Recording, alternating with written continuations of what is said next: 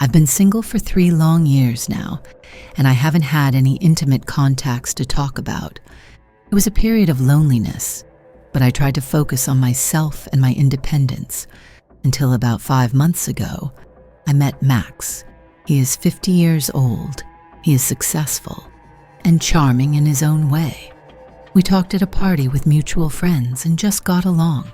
He doesn't talk much about his past or about himself, which is both intriguing and a little disturbing.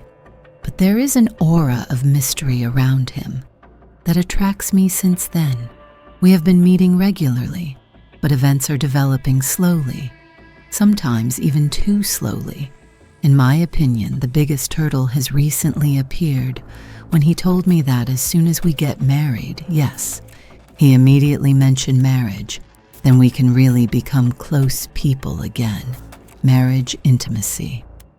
After so many years lately, I have been visiting Max more and more often at his house, finding it a convenient respite from the daily routine work in his house. There is a cozy charm, and I appreciate the quiet intimacy we share there. However, I must admit that it is very important. The big Danish dog Ragnar made me think the beast is fiercely loyal to Max and seems to be openly hostile towards me every time I approach him, every time he senses my presence. Ragnar approaches Max and stands between us as if protecting his master from what he perceives as a threat. Max assures me that this behavior is caused more by jealousy than malice. He claims that Ragnar just wants to protect him, even from a woman who is becoming an increasingly important part of his life. Well, the Swedish theory, seeing such strong cane devotion, makes me date that our relationship can truly flourish. Amid these difficulties, I brushed aside my initial desire to kneel next to Ragnar, telling myself that at heart, he is just a big softie. But the truth is that his possessive behavior towards Max really started to make me laugh, especially when we were considering the possibility of a future together. One evening, when we were sitting in Max's living room, he got an urgent call from work and had to leave abruptly. Having no other choice, he told me to keep an eye on Ragnar until he gets back and makes peace with him, he joked, before running at the door. Internally, I was not thrilled with the task ahead. When I approached Ragnarok, lying on the couch where he pressed his ears to his head and let out a low growl, it seemed that it would not be so easy to make amends after all. Max said that you need to get along too. I began hesitantly holding at my hand for him to sniff. Let's try again while he continues stroking Ragnar. The behavior of the huge dog changed from detached to affectionate. He leaned towards my touch, his tail wagging behind him. It was a small victory in our indent truce, but when I looked at his red bundle being taken out of its hiding place, my cheeks turned red with embarrassment. It was a refutable proof of Ragnar's masculinity and his dominance in this house. I couldn't help myself laughing at the absurdity of the situation I tried to win over the jealous Max the canine companion, only to be confronted with an unplanned reminder of their original bond. Well, I'm used to both myself and Ragnar. You seem to be quite gifted, the dog curiously tilted his head in response to my comment, before licking my hand again as a sign of gratitude for the attention I couldn't help but pay attention to. But I wonder if Max's outfit was just as impressive as I keep stroking Ragnar, because the thought gives me goosebumps. And not only that, judging by the size of the dog, you are quite confident in your abilities. You note that you are trying to keep your tone, despite the growing excitement between my legs. I suppose that explains why Max cares so much about you, Ranger. Tilted his head in response to my words. His intelligent eye studied me carefully, as if he understood exactly what I meant. For a moment our eyes met an unspoken understanding before he nuzzled my hand again and sighed contentedly. I couldn't resist the primal desire. My fingers trembled as I reached for Ragnar's impressive bundle, and the moment my lips touched his warm skin, It was like an electric shock shot through me. "What am I doing?" I whispered, pulling away from myself, abruptly, disgusted by my own audacity. I fiddled with the fireplace, desperately trying to distract myself from the forbidden desire that was still smoldering in me, while the fire crackled to life, casting flickering shadows around the room.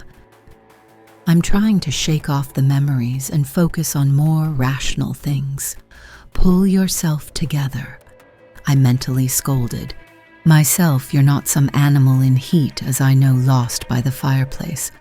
And I thought that Ragnar suddenly leaned forward and began to greedily rub against me from his movement. My skirt has hiked up to my hips, leaving only thin pores to act as the barrier between his fur and my naked skin, and I catch my breath from the unexpected touch, from the shock and forbidden excitement that engulfed me. It was crazy, but I couldn't bring myself to push him away.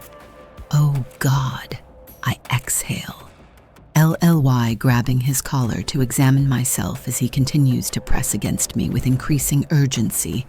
Regnya's hot breath sweeps over my sensitive flesh, making me shiver despite the warmth in the room. Overcome with lust, I unceremoniously pulled off my panties, letting them fall to the floor. The sudden freedom sent a thrill through me as Ragnar's hot breath seemed to intensify on my naked flesh. Instead of pushing him away or covering myself, and an inexplicable sense of possessiveness swept over me. Ragnar sensed that I was giving up and redoubled his efforts, pressing his thick body against mine. With almost human intensity, I felt something hard constantly pushing into my core, not quite touching but promising to fill me with pleasure. I'm hurting myself in an insistent whisper, no longer caring about the forbidden nature of this act or the man who owned both of us.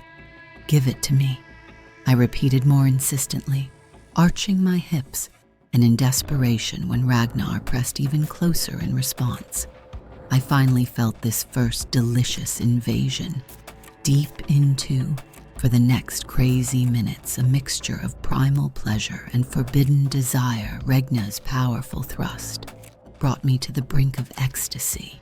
He was rude, scratching my skin, with which only intensified the sensations parsing through me.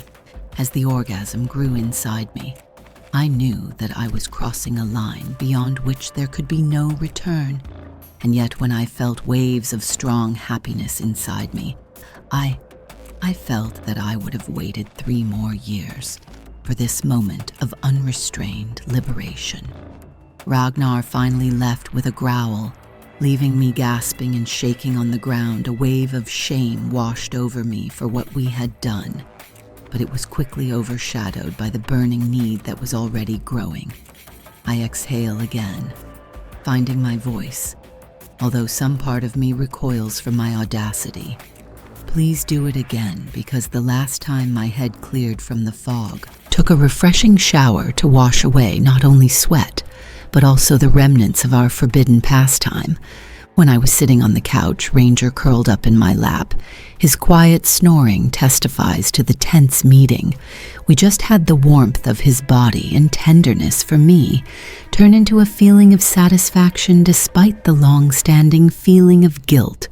The sound of the door opening brings me back to reality. I quickly come to my senses, smooth out my wrinkled clothes when he came in. "You're here," he said with a smile in the scene that opened up in front of him. His gaze fell on Ragnar peacefully dozing on my chest, and he grinned. "It looks like you two have finally reconciled." I couldn't help but blush at his words, feeling a mixture of relief and anxiety that our secret might be revealed.